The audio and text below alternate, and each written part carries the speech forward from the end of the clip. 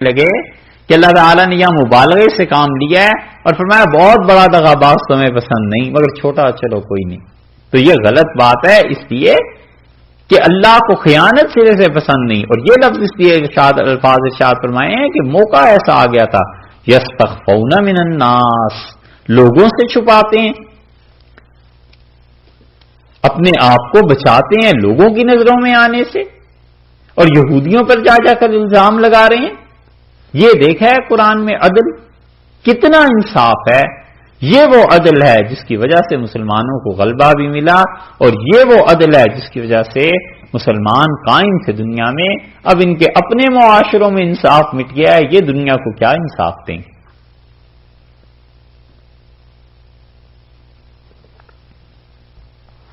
ایسا زبردست عدل تھا، ایسا انصاف تھا کہ اگر ہم بات کرنا شروع کریں تو صبح ہو جائے.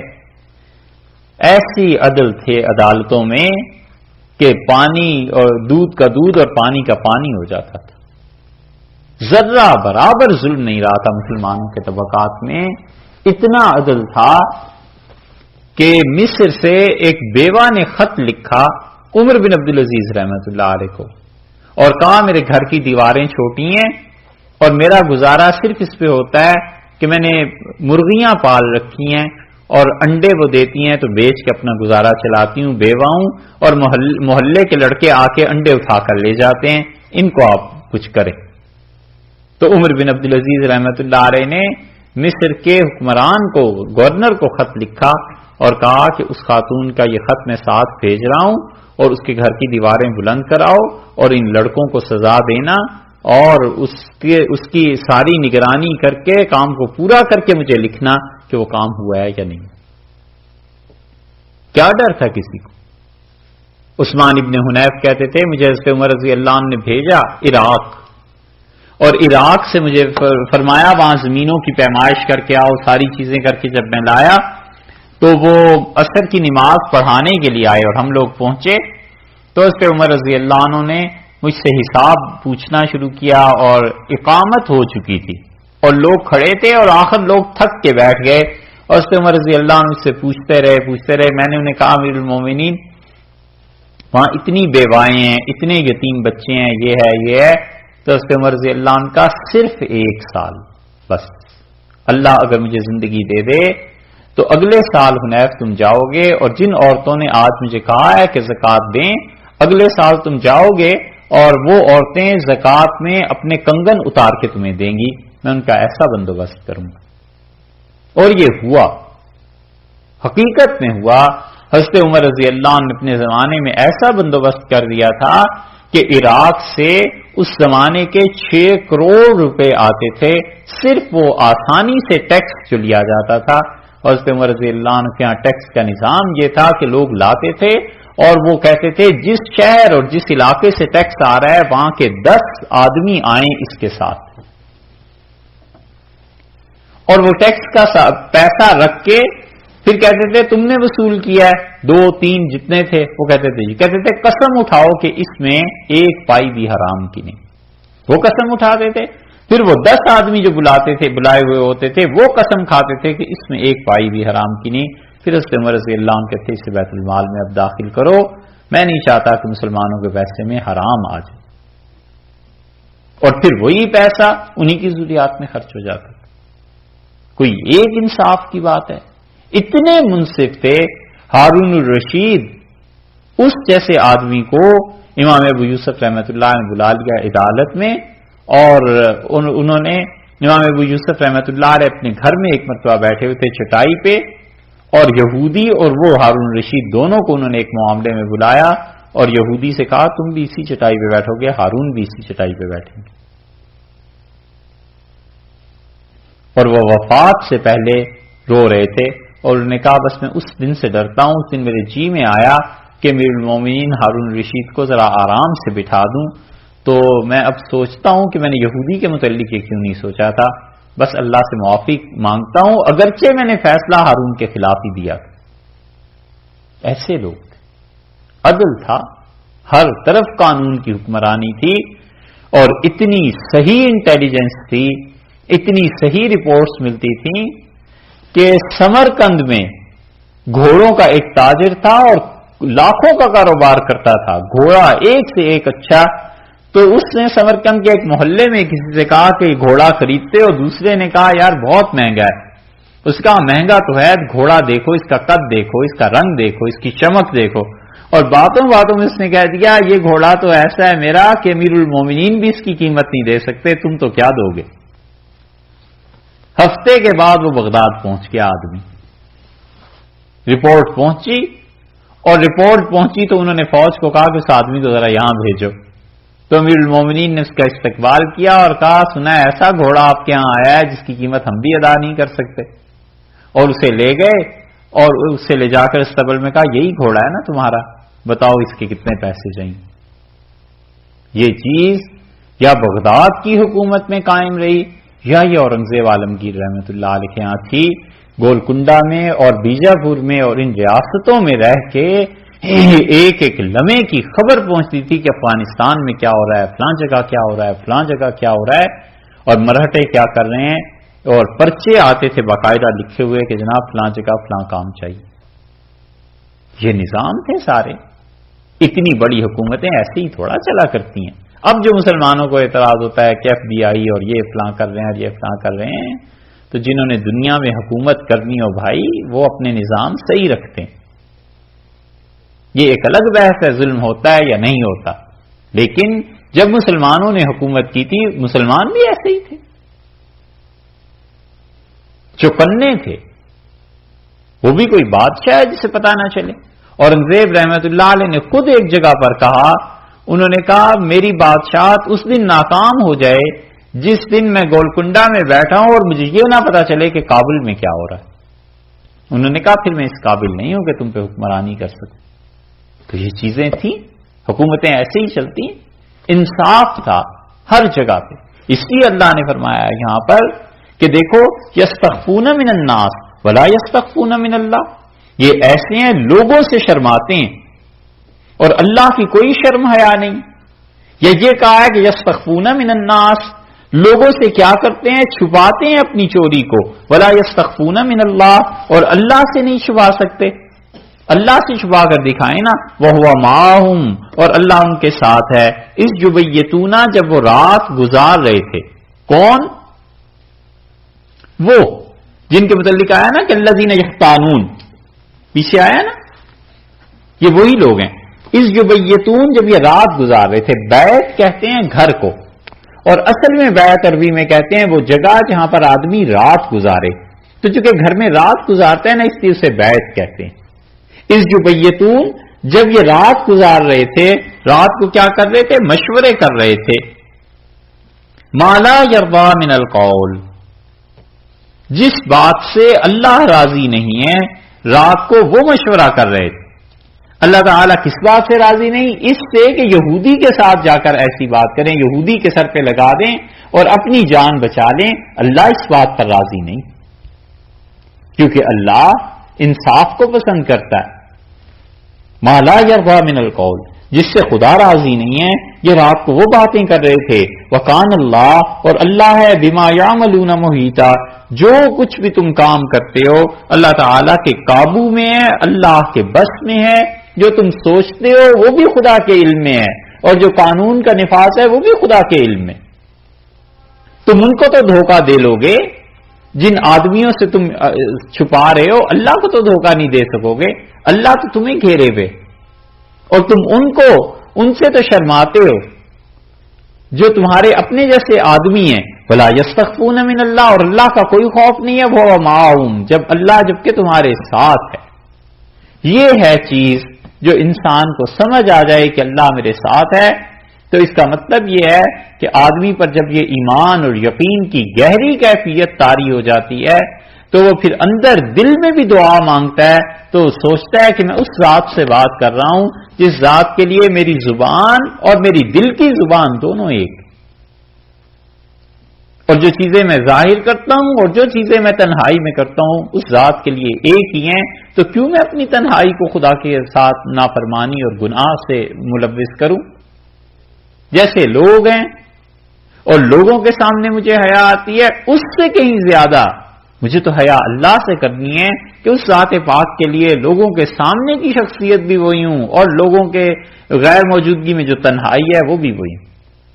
اس لیے یہ جو قرآن ہے نا، اگر کسی آدمی کی تنہائی کی زندگی کو نہیں بدل سکتا تو پھر اس کا مطلب یہ ہے کہ یا تو اس میں اس کتاب کے جذب کرنے کی اس دل میں صلاحیت نہیں ہے اس انسان کے، اور یا پھر کہیں اور کچھ گڑبڑ ہو گئی ہے. قرآن ایسی چیز ہے جو ظاہر اور باطن، لوگوں کے سامنے اور تنہائی سب ایک کر دیتا ہے. شخصیت اجلی ہو جاتی ہے، نکھر جاتی ہے، اسے پتہ ہے اسی اللہ کے سامنے تنہائی میں بھی ہوں، اسی اللہ کے سامنے لوگوں کے سامنے بھی. ہاں انتم، مجرم کی برادری، ہاں انتم سنتے ہو، ہاں انتم تنبیہ کے لیے، ہاں اجی سنتے ہو، ہاں غور کرو. یہ سارے جملے جو اردو میں بولے جاتے ہیں نا، عرب اس کے لیے کہتے ہیں ہاں، یعنی سنتے ہو، غور کرتے ہو. انتم، تم ایسے ہو، مجرم کی برادری، بنو ظفر، بنو عبیرک، یہ جو قسمیں کھانے کے لیے آئے ہوئے تھے، ہا الائی، یہ ایسے لوگ ہیں، تم لوگ ایسے ہو کہ جادلتم، تم جھگڑا ڈالتے ہو، عنہم، ان کی طرف سے. کس کی طرف سے؟ تاما، عبیرک، ابن عبیرک، یہ بشیر، اس کی طرف سے تم آئے ہو جھگڑنے کے لیے فی الحیات دنیا، دنیا کی زندگی میں. بس دنیا کی زندگی میں آ کے تم اس کی وکالت کر رہے ہو، اس کی طرف سے جھگڑ رہے ہو، قسمیں کھا رہے ہو، یہودی کو مجرم ٹھہرا رہے ہو، حضرت لبید رضی اللہ عنہ کو مجرم ٹھہرا رہے ہو کہ انہوں نے چوری کر لی ہے. فَمَن يُجَادِلُ اللَّهَ، کون جھگڑے گا اللہ سے؟ کب؟ یوم القیامہ، قیامت کے دن اللہ سے پھر کون جھگڑے گا؟ عنہم، ان کی طرف سے. آج تم دنیا میں رسول اللہ صلی اللہ علیہ وسلم کے سامنے آ کے بنو عبیرک قسمیں کھا رہے ہو، اور تمہارا قبیلہ، محلہ، یہ سب کہتے ہیں کہ بشیر جو ہے وہ چور نہیں ہے. فَمَن يُجَادِلُ اللَّهُ عَنْهُمْ يَوْمَ الْقِيَامَةِ، قیامت کے دن اللہ سے کون جھگڑے گا؟ جب وہاں چیزیں کھلیں گی تو پھر کون ہوگا جو جواب دے گا؟ اَمَّن يَكُونُ عَلَيْهِمْ وَكِيلًا، یا کون ہوگا، کیا من، کون، یکونو ہوگا، علیہم وکیلا، ان کے کام بنانے والا. قیامت میں اپنا وکیل کس کو کر کے اللہ کے سامنے پیش کریں گے؟ قیامت میں ان کا کام کون بنائے گا؟ بس یہ فرق ہے منافق، کافر اور مومن کی زندگی میں، کہ مومن انسان یہ سمجھتا ہے کہ موت یہ زندگی کا اختتام نہیں ہے. موت کو سمجھے ہیں غافل، اختتام زندگی ہے یہ، صبح زندگی، صبح دوام زندگی. اقبال نے کہا موت کو لوگ سمجھتے ہیں کہ بس اختتام. مومن آدمی کہتا ہے نہیں، ابھی آج زمانہ آگے ہے، ابھی ایک جگہ ایک مقام پہ پہنچا ہوں، پھر اس کے بعد آگے چلنا ہے. اور کافر اور منافق وہ یہاں آ کے رک جاتا ہے، وہ کہتا ہے بس اس دنیا کی زندگی میں جو کچھ ہے آخرت تو ہے ہی نہیں. اسی لیے بہت سے لوگوں کو دیکھیے کہ وہ ایسے سوالات کرتے ہیں، جی پھر اس کا کیا قصور، اس کا، ارے بھائی یہ تو وہ سوال کرے جس کو آخرت کا تصور اور یقین نہیں ہے. اگر آخرت پہ ایمان ہے، یقین ہے، تو یہ زندگی بھی کنٹینیوسلی آگے بھی چلنی ہے، آگے بھی اس کا فائدہ ہوگا. اَمَّن يَكُونُ عَلَيْهِمْ وَكِيلًا، کون ہوگا قیامت میں جو آئے گا ان کی طرف سے؟ کون ہوگا جو ان کا کارساز ہوگا، ان کے کام بنائے گا؟ وَمَن يَعْمَلْ سُوءًا، اور جو کوئی گناہ کرے، سوءً متعدی گناہ ایک اور لازم گناہ دو، یعنی جو کوئی چوری کرے یا وہ کیا کرتا ہے، متعدی گناہ، ایسا گناہ کرتا ہے جو گناہ دوسروں کے بھی گناہ کا سبب بن جاتا ہے. یہاں پر بعض مفسرین تو اس طرف گئے ہیں جو آدمی چوری کرے، یعنی یہ جو اوپر چور گزرا ہے نا بشیر، اس کے متعلق. اور مفسرین کہتے ہیں آیت عام ہے، اس کا مطلب ہے ایسا گناہ کرے جس گناہ کی وجہ سے باقی لوگ بھی گناہ میں ملوث ہو جائیں. متعدی گناہ بہت سی قسمیں ہیں اس کی، متعدی گناہ کی. جوا خانہ کسی نے کھول دیا لیاذ باللہ تو متعدی گناہ ہے نا، باقی لوگ بھی اس گناہ میں شریک ہو جائیں گے. او یسلم نفسہ، یا اپنی جان پر ظلم کرے. اس سے مراد وہ جھوٹی شہادت دینے والے، بشیر جو جھوٹ بول رہا تھا، چوری کر رہا تھا، اور اس کے ساتھ ساتھ لوگوں کو، اپنے محلے والوں کو، قبیلے والوں کو کہا کہ میری شہادتیں دینا جھوٹی. اللہ نے فرمایا جو یہ گناہ بھی کر لے، متعدی گناہ کر لے، چوری کر لے، جھوٹی شہادت دے دے، ثم یستغفر اللہ، پھر اللہ سے معافی مانگ لے، یجد اللہ غفور الرحیم، وہ اپنے مالک کو بڑا مہربان اور بڑا گناہ بخشنے والا پائے گا. دیکھا ہے، یہ اس کو اصل میں ترغیب دی ہے بشیر کو کہ اب بھی کچھ نہیں بگڑا، توبہ کرو، ہم معاف کرنے کو تیار ہیں. یہ ہے کمال کہ حق تعالی شانہ. آپ تصور کریں جرم کتنا ہے کہ رسول اللہ صلی اللہ علیہ وسلم کو دھوکہ دے رہا ہے اور وہاں پہنچ کے جھوٹ بول رہا ہے اور جھوٹی گواہیاں. اس سے بڑا گناہ تو پھر شرک ہی رہ گیا تھا، اور کون سے گناہ اس سے بڑے ہوں گے. لیکن اس کے باوجود اللہ کہہ رہا ہے کہ اگر کوئی آدمی اتنا بھی گر جائے، یستغفر اللہ، اور اللہ سے معافی مانگ لے، یجد اللہ غفور الرحیم، اللہ سے بخشوائے تو اللہ اس کو بخشنے کے لیے تیار ہے. کبیرہ گناہ ہو، صغیرہ گناہ ہو، بس توبہ کرتا رہے، زندگی بھر کام یہی کرے کہ توبہ کرتا رہے. گناہ سے تو توبہ کرنی ہے، نیکی سے بھی کرتا رہے کہ خدایا یہ نیکی اس قابل نہیں تھی کہ آپ کے حضور پیش کی جاتی، اور اس توبہ کے ذریعے اللہ تک پہنچ جائے. رسول اللہ صلی اللہ علیہ وسلم نے اس پہ سعد رضی اللہ عنہ سے کہا تھا کہ سعد، بڑا خوش نصیب ہے وہ انسان جو قیامت کے دن اپنے نامہ عمل میں سب سے زیادہ چیز استغفار کو پائے، معافی کو پائے، کہ وہ اللہ سے معافی مانگتا رہے. اب خود سوچیں، اب اس سے بڑا جرم کیا ہو کہ رسول اللہ صلی اللہ علیہ وسلم کو دھوکہ دیا، کوشش کر رہا ہے، چوری کی، اپنے قبیلے والوں کو بلا لیا، ان سے جھوٹی قسمیں کھلوا دیں. یہ ساری کی ساری چیزیں اللہ کہتے ہیں پھر بھی اگر توبہ کرتے ہو ہم معاف کریں. یہ بات لوگوں کو سمجھانے والے کم رہ گئے. بس وہ یہ کہتے ہیں کہ جھوٹی گواہی ہو گئی، یہ چیز اب جہنم میں ہی جاؤ گے، اور نچلے طبقے میں سب سے نیچے تم نے ہی جلنا ہے، یہ ہونا ہے. ارے واقعی اللہ اگر عدل کر دے تو پھر تو کوئی نہ بچے. حد چاہیے سزا میں عقوبت کے واسطے، آخر گناہ گار ہوں کافر نہیں ہوں. ہے نا؟ حد چاہیے سزا میں عقوبت کے واسطے، آخر گناہ گار ہوں کافر نہیں ہوں. ثم یستغفر اللہ، پھر وہ اللہ سے معافی مانگ لے، یجد اللہ غفور الرحیم، اللہ کو پائے گا بخشنے والا، مہربان. اس لیے کبھی بھی مایوس نہ ہو. یاد رکھو یہ مایوسی اتنا شدید گناہ ہے، اتنا شدید گناہ ہے کہ اللہ کو اس پہ غصہ آتا ہے. اسی لیے جو بیٹا 30 برس پہلے کہیں گم ہو گیا تھا، 25 برس پہلے، ان کے والد بھی جب باقی بھائیوں کو بھیج رہے ہیں اپنے بیٹوں کو تو کہتے ہیں کہ ولا تیأسوا من روح اللہ، اور میں اللہ سے تو مایوس نہیں ہوں، اور اللہ سے مایوس تو بس کافر ہی ہوا کرتے ہیں، خدا سے مایوسی نہیں. جاؤ یا بنی یذهبوا فتحسسوا، جاؤ اور میرے بیٹے یوسف کو کہیں تلاش کرو، اور میں اللہ سے مایوس نہیں ہوں. یہ تعلیم ہے اسلام کی، کبھی بھی مایوس نہ ہو اللہ سے. کچھ گناہ ہو جائے، کچھ کر گزرے، معافی مانگتا رہے. وہ معاف کریں نہ کریں یہ ان کی مرضی ہے، ہمارا کام تھوڑا ہی ہے.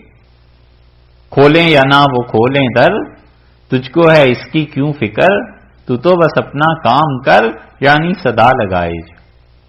تو فقیر نے تو یہی کرنا ہے، مانگتا رہے، نہیں دیتے تو نہ دیں، پھر کیا ہوا، اگلے دن صحیح، پھر صحیح، پھر صحیح. اس لیے اتنے بڑے بڑے گناہوں کے باوجود اللہ بلاتا ہے اور کہتا ہے توبہ کرو، معافی مانگو، ہم معاف کرنے کو تیار ہیں. اسی کی لوگوں کو دعوت دینی چاہیے، مایوس نہیں کرنا چاہیے اللہ سے کسی کو بھی. وَمَن یکسب اثما، اور جو کوئی بھی آدمی گناہ کرتا ہے، کماتا ہے. یکسب کسب کرنا، کمانا، گناہ کماتا ہے. فَإِنَّمَا، سو بلا شک و شبہ، یکسبہ، وہ اسے کماتا ہے علی نفسہ، اپنے حق میں. یعنی جو کوئی بھی گناہ کرتا ہے وہ گناہ سے اپنی آپ کو خراب کرتا ہے نا. وَقَانَ اللَّهُ عَلِيمًا حَكِيمًا، اور اللہ تعالیٰ سب جانتا ہے، بڑی حکمت والا ہے. جو آدمی بھی غلط کام کرے گا وہ کسی کا کیا نقصان کرے گا، اللہ کا کیا بگاڑ لے گا بھائی. اللہ تعالیٰ بے نیاز ہے، بلند و بالا ہے، ساری دنیا مل کے اس کی عبادت کرتی رہے تو اسے پرواہ نہیں، اور ساری دنیا مل کے نافرمانی کرتی رہے، اس کی سلطنت، اس کی حکومت میں کیا کسی نے کچھ کر لینا ہے. اللہ نے فرمایا ہے ہم اس سے بلند و بالا، حتیٰ کہ جو آدمی بھی خطا کرتا ہے وہ اپنی جان کا کچھ نقصان کرتا ہے، کسی کا کوئی نقصان نہیں ہے. وَقَانَ اللَّهُ عَلِيمًا حَكِيمًا، اور اللہ علم والا ہے، سب جانتا ہے، اسے سب چیزوں کی خبر ہے. وَمَن يَكْسِبْ خَطِيئَةً، اور جو شخص یہ چوری کرے، خطیہ سے بعض حضرات نے کہا کہ وہ چوری کرنے اس کی طرف اشارہ ہے، اور بعض مفسرین کہتے ہیں کہ خطیہ ہر وہ گناہ جس میں اپنے قصد اور ارادے کو دخل ہو، ہر وہ آدمی جو جان بوجھ کے خدا کی نافرمانی کرتا ہے. او اسمن، یا وہ جھوٹی قسم کھاتا ہے. اسم اور خطیہ دونوں لفظ یہاں کہے ہیں، اور مفسرین جو بالکل ان روایات کے مطابق تفسیر کرتے ہیں وہ کہتے ہیں کہ پہلے گناہ سے مراد چوری، اور اسمن سے مراد یہ کہ جھوٹی قسم کھاتے ہیں. یہ اتنے بڑے بڑے گناہ بھی جو کرتے ہیں، ثم جرم، پھر وہ لگاتا ہے بہی، اس گناہ کو، ہی کی ضمیر اس اسم اور خطیہ کی طرف لوٹ رہی ہے نا. ثم جرم، پھر وہ لگاتا ہے رمی، رمی کہتے ہیں نا مارنے کو، پتھر مارنے کو، پھینکنے کو. ثم یرمی بہ بریئا، پھر اس کے بعد وہ اس کو لگاتا ہے اس گناہ کو کسی کے ذمے، کس کو، بریئا، جو بے گناہ ہے. بے گناہ کو وہ گناہ گار بناتا ہے، بے گناہ انسان پر تہمت لگاتا ہے. فقد احتمل بہتانا، اس نے تو بہت بڑا طوفان اٹھا دیا، واسما مبینا، اور اس نے بہت بڑا گناہ کیا. جو آدمی ایسی حرکت کرتا ہے کہ اس کے ذمے گناہ ڈال دے جس نے نہیں کیا، فقد احتمل بہتانا، اور اس نے کیا کیا، بہت بڑا طوفان اٹھایا ہے. واسم مبینہ، بہت بڑا گناہ، صاف واضح گناہ اس نے اپنے ذمے لے لیا. یہاں اب بات آئی نا حقوق العباد کی، تو وہی اللہ جو مغفرت اور رحمت کی طرف بلا رہا ہے وہ کہتا ہے خبردار یہ کام نہ کرنا. جو گناہ کیا ہے چھوٹا ہے یا بڑا، اپنی ذات کا اعتراف کرو کہ میں نے کیا ہے. ثم یرمی بہ بریئا، پھر وہ اس گناہ کو کسی بری الذمہ کے تحت لگا دیتا ہے کہ فلاں نے یہ گناہ کیا ہے، خود کرتوت کر کے دوسرے کے ذمے لگا دینا. فقد احتمل بہتانا واسما مبینا، تو ایسا انسان تو بہت بڑا بہتان اور بہت کھلا ہوا گناہ کر رہا ہے. ولولا فضل اللہ علیک، اور اگر اللہ کا فضل نہ شامل حال ہوتا آپ کے، اللہ کا فضل اے نبی صلی اللہ علیہ وسلم آپ پہ نہ ہوتا، بات تو پھر ساری آ کے اللہ کے فضل پہ ہی آ گئی کہ اللہ کا فضل اگر آپ کے بھی شامل حال نہ ہوتا. تو اس لیے قرآن نے اسی لیے دوسری جگہ کہا ہے کہ وسأل اللہ، اسی سورہ نساء میں گزرا ہے نا، وسأل اللہ من فضلہ، اللہ سے اس کا فضل مانگا کرو. ولا تتمنوا ما فضل اللہ بہ بعضکم علی بعض، اور اللہ نے جن چیزوں میں غیر اختیاری چیزوں میں تم میں ایک کو دوسرے پہ ترجیح دی ہے اس کی تمنا بھی نہ کرو، اور اللہ سے اس کا فضل مانگا کرو. گزری نا یہ آیات ابھی، دیکھیں یہاں پھر آ گیا ولولا فضل اللہ علیک، اور نبی صلی اللہ علیہ وسلم اگر اللہ کا فضل آپ پر نہ ہوتا، ورحمتہ، اور اس کی رحمت، اس کی مہربانیاں اور اس کی عنایات نہ ہوتی، لہمت، قصد کر لیا تھا، لہمت پورا ارادہ کر لیا تھا، طائفۃ، ایک گروہ نے، منہم، جو ان میں سے ہے، ایک گروہ نے پورا یہ ارادہ کر لیا تھا کہ ان یضلوک، کہ آپ کو کیا کریں، صحیح فیصلے سے ہٹا دیں. یضلوک، یہ دیکھا ایک ہی لفظ آتا ہے ان یضلوک، کہ آپ کو صحیح فیصلے سے ہٹا دیں. اور وہاں ہم فاتحہ میں کیا ترجمہ کرتے ہیں، بلا ضالین، اور نہ اللہ ان کی راہ چاہیے جو گمراہ ہیں. اور یہاں پر اس کا ترجمہ حضور اقدس صلی اللہ علیہ وسلم کی شخصیت کے پیش نظر یہ کرتے ہیں کہ یہ ذلو کا یہ گروہ پورے کا پورا ایک ہے، ان میں اور وہ چاہتا ہے کہ آپ کو بہکا دے. وما یضلون، کسی کو بہکاتے نہیں ہیں، الا انفسہم، سوائے اپنی جانوں کے. آپ کو کیا بہکاتے؟ یعنی اگر آپ فیصلہ کر دیتے گواہیوں کی بنیاد پہ تو آپ کو کون سا گناہ تھا؟ گواہیوں ہی کی بنیاد پہ فیصلہ ہوتا ہے نا. تو اس سے معلوم ہوا کہ جو آدمی صحیح گواہوں کی گواہی کی بنیاد پر فیصلہ کر دیتا ہے اس کے ذمے کچھ نہیں، وہ تو گواہی دینے والے پہ وبال ہے. اس لیے کبھی بھی آدمی گواہی کے معاملے میں پڑے نہ، اور اگر پڑھی جائے کبھی اتنے حالات شدید ہو جائیں تو بس جو سچ ہے اس کو کہے، اور اس کا خمیازہ بھی بھگتے گا. حضرت عمر رضی اللہ عنہ کہتے تھے کہ سچی گواہی انسان کو تنہا کر دیتی، اور فرماتے تھے پھر سچی گواہی دشمنیاں لے آتی، کیونکہ جس کے خلاف بھی گواہی دیں گے جب لوگوں کو پتا چل جائے گا کہ یہ آدمی واقعی سچ بولتا ہے تو سب چھوڑ دیں گے. منافقوں پہ مبنی معاشرہ ہو جاتا ہے نا، منافقت زیادہ ہوتی ہے، تو انہیں پتا ہوتا ہے کہ یہ ایک آدمی ان میں سچا آ گیا ہے، تو وہ پریشان ہو جاتے ہیں کہ اس کا مطلب یہ ہے کہ یہ تو ہمیشہ سچ بولا کرے گا، تو لہٰذا اس سے کوئی دوستی تعلق ہی نہ رکھو، تاکہ کہیں بھی تمہارے متعلق یہ کچھ کہے بھی تو بس ہونی ہی نہیں چاہیے. اللہ نے فرمایا وما یضلون الا انفسہم، اور کسی کو گمراہ نہیں کرتے مگر اپنی ہی جان کو، اپنے ہی آپ کو نقصان دیتے ہیں. کسی کو کیا انہوں نے نقصان دینا؟ وما یضرونک من شیء، اور نہ ہی یہ کیا کر سکتے ہیں، آپ کو کوئی نقصان پہنچا سکتے ہیں. یعنی آپ کا کیا بگاڑ لیں گے؟ نہ آخرت میں کہ آپ تو حضور اقدس صلی اللہ علیہ وسلم اس شان کے ہیں کہ آخرت میں کیا پرسش، کچھ بھی نہیں، اور دنیا میں کیا بگاڑ لیں گے، کچھ بھی نہیں. آپ نے تو سچی گواہی، جو بھی گواہی آئی ہے اس کے مطابق سچا فیصلہ فرما دیا جو بھی چیز. اسی لیے رسول اللہ صلی اللہ علیہ وسلم سے ایک صحابی رضی اللہ عنہ نے کہا، زمین کا جب جھگڑا آیا تو آپ نے فرمایا قسم، گواہ تو تمہارے پاس نہیں ہے، یہودی قسم کھائے. انہوں نے کہا اللہ کے رسول وہ تو قسم کھا کے میری زمین لے لے گا. تو رسول اللہ صلی اللہ علیہ وسلم قطعۃ من النار، جہنم کا ٹکڑا لے گا مجھ سے. پھر وہ تو وہاں کیا بات تھی؟ وہی کہ اگر زمین آج جھوٹ میں ماری بھی جاتی ہے تو یہ زندگی اسی حد تک تو نہیں ہے، آگے بھی تو جانا ہی ہے نا. تمہیں اس کے عوض میں اللہ جنت میں جگہ دے دے گا اور یہ جہنم کا ٹکڑا لے لے گا. کتنے دن وہ زمین کام آئے گی؟ یہ چیز یہاں پر فرمائی ہے کہ دیکھو وما یضرونک من شیء، ذرہ برابر آپ کو بالکل کوئی آپ کا کچھ نہیں بگاڑ سکتے یہ منافق. وانزل اللہ علیک الکتاب، اور اللہ نے آپ پر کتاب نازل کی ہے، والحکمہ، اور اللہ نے حکمت سے بھی آپ کو نوازا ہے. اس کا مطلب یہ ہے کہ اللہ حکمت بھی نازل فرماتے ہیں.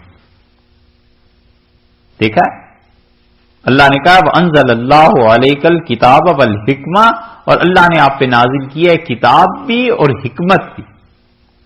حکمت سے مراد یا تو سنت ہے، حدیث ہے، اور حکمت سے یا مراد یہ ہے کہ کوئی انسان جو دین کے کاموں میں بڑی گہری سمجھ رکھتا ہے اور وہ فورسی کرتا ہے کہ آئندہ اس دین کی کیا صورت بن جائے گی، کن چیزوں کو پیش آنا ہے، یا لوگ جو دین میں چاہتے ہیں کہ انہیں پتا چلے کہ اس میں لاجک کیا ہے، یہ چیزیں کیا ہیں، یہ حکمت اللہ نازل کرتے ہیں. اور رسول اللہ صلی اللہ علیہ وسلم نے فرمایا تم میں سے جو انسان 40 دن تک اس بات کا اہتمام کر لے کہ وہ صرف حلال کا رزق کھائے اور جھوٹ نہ بولے، ینابیع الحکمہ، اللہ اس کی زبان سے حکمت کے چشمے جاری کر دیتا. اور ایک جگہ آیا ہے آپ نے فرمایا جب تمہیں ایسے لوگ مل جائیں جن کو تم دیکھو کہ وہ دنیا سے بالکل بے رغبت ہیں، دنیا کی چیزیں بس ضرورت کی حد تک ان کی ضرورت ہے، اس سے زیادہ انہیں کوئی تعلق نہیں ہے، اور اللہ نے اسے خاموشی میں سے بھی حصہ دیا ہو، یعنی جو باتیں کام کی ہیں بس وہ کرتا ہے، فضول باتیں نہیں کرتا. تو آپ نے فرمایا ان لوگوں سے چمٹ جانا، یہ ہیں جن کے دلوں میں اللہ نے حکمت ڈال دی. تو اللہ حکمت دے دیتا ہے، اور اس جتنی آیات میں حکمت ہے ایسا بگاڑا ہے ان حکیموں نے کہ اپنے دواخانے پہ لقمان حکیم اور پھر اس کے نیچے ایک آیت لکھ دیتے ہیں کہ جیسے علیہ باللہ حکمت سے مراد والد صاحب کی ورثے میں آئی ہوئی شیشیاں ہیں جن میں پرانی دوائیں بند پڑی. ایسے ہی کرتے ہیں نا کئی جگہ دیکھو. حالانکہ حکمت چیز ہی کچھ اور ہے. وَأَنزَلَ اللَّهُ عَلَيْكَ الْكِتَابَ وَالْحِكْمَةَ، اور اللہ نے آپ کو ایک کتاب دی. دوسری اللہ نے کیا چیز نازل کی ہے؟ حکمت. وَعَلَّمَكَ مَا لَمْ تَكُنْ تَعْلَمْ، اور اللہ نے آپ کو وہ کچھ سکھایا ہے جو اس سے پہلے آپ نہیں جانتے تھے. کیا چیز سکھائی ہے؟ یہ چیزیں، یہ جو آیات پیچھے گزری ہیں، یہ جو فیصلہ ہونا تھا آپ کے علم میں نہیں تھا. اللہ نے یہ سب چیزیں آپ کو سکھا دی ہیں. وَكَانَ فَضْلُ اللَّهِ عَلَيْكَ عَظِيمًا، اور اللہ کا فضل آپ پر بڑا ہے. بڑا فضل اللہ نے آپ پر کیا ہے. آپ کو نبوت سے خدا نے سرفراز فرمایا ہے، اور آپ کو اللہ نے براہ راست ہدایات دی ہیں، علم دیا ہے. اس سے زیادہ فضل کیا ہو سکتا ہے کسی پہ؟ اللہ نے سب سے بڑا فضل آپ پر فرمایا. یہاں تک پہنچ کے یہ آیات جو ہیں مکمل ہو جاتی ہیں اس قصے میں جو قصہ بنو عبیرک کا تھا. اور اس آیت میں ایک چیز رہ گئی ہے، یہ وَعَلَّمَكَ مَا لَمْ تَكُنْ تَعْلَمْ. اس پہ بعض رات بحث کرتے ہیں، یہ انشاءاللہ کل آتے ہی اس جگہ سے شروع کر دیں گے.